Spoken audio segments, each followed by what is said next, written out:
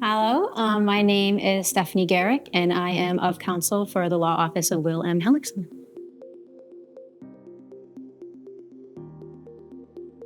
I grew up in a small town in Connecticut, Rocky Hill, Connecticut. It's right south of Hartford. I graduated from Rocky Hill High School before I attended undergraduate at the University of Connecticut, where I got a bachelor's degree in psychology.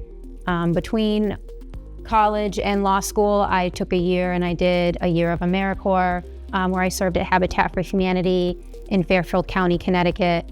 And then I went to law school at the Quinnipiac University School of Law in North Haven, Connecticut. I had goals to be a public defender, so I took a lot of criminal classes.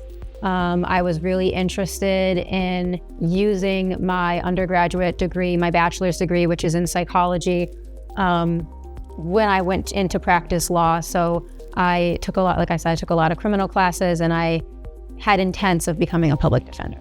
As soon as I passed the bar, I was hired at a small private firm in Hartford, Connecticut, where I practiced primarily criminal defense, a lot of post-conviction work, and some child protection.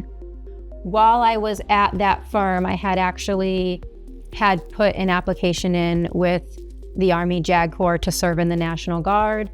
About a year into practice, I was notified that I was selected for the JAG Corps, and about a year and a half into practice, I left and went to training for the Direct Commission course at Fort Benning, which is now Fort Moore in Georgia, before moving on to Charlottesville, Virginia, and attending the Army's Judge Advocate School. What did I do after I attended OBC in Charlottesville? I went back to Connecticut, went back to private practice. I had been assigned to Trial Defense Services, which kind of fit because I was practicing criminal defense on the civilian side. So I was serving in the Connecticut National Guard and practicing criminal defense on the civilian side while also being assigned to TDS in the National Guard. I served in TDS for about a year, and then after my time in TDS came to an end, I actually transferred to the Rhode Island National Guard, where I went on full-time orders as the Deputy Staff Judge Advocate. What were my duties as the Deputy Staff Judge Advocate? So SJA work is very broad. You essentially are tasked with whatever comes through the office that day, and that includes all areas of the law. So when you go to the Officer Basic course, you learn criminal law, administrative law, fiscal law, national security law, things that you don't learn at the Officer Basic course that you have to pick up when you become a judge advocate in the National Guard. A lot of state-specific dom ops, domestic operations.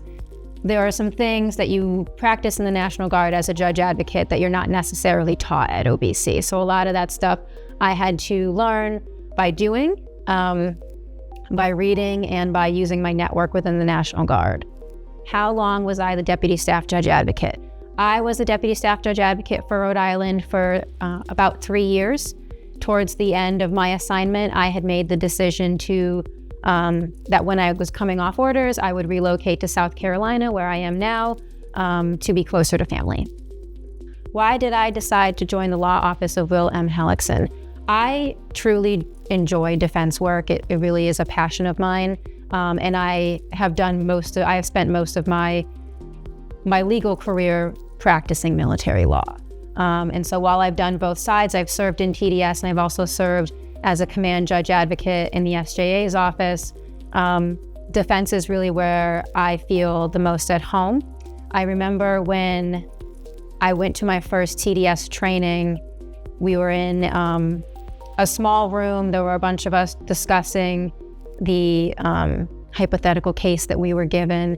And it was essentially me and a bunch of career prosecutors who were all assigned to TDS. And so we were discussing the case, and one of them actually said to me, I don't remember what I had said about the case, but he looked at me and he said, "Wow, you really are a defense lawyer, aren't you?"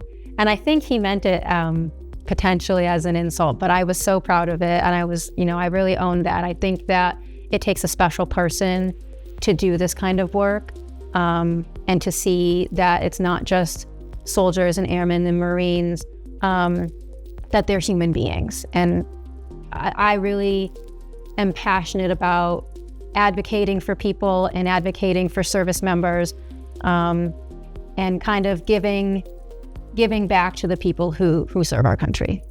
I am very empathetic, which I know that some people don't view as a strength, but I think it is invaluable when it comes to practicing law. I think that in order to really advocate for somebody, you need to understand who they are as a person, as a mother, as a father, brother, sister, that outside of the uniform that they have a life that whatever they're facing in uniform could potentially affect.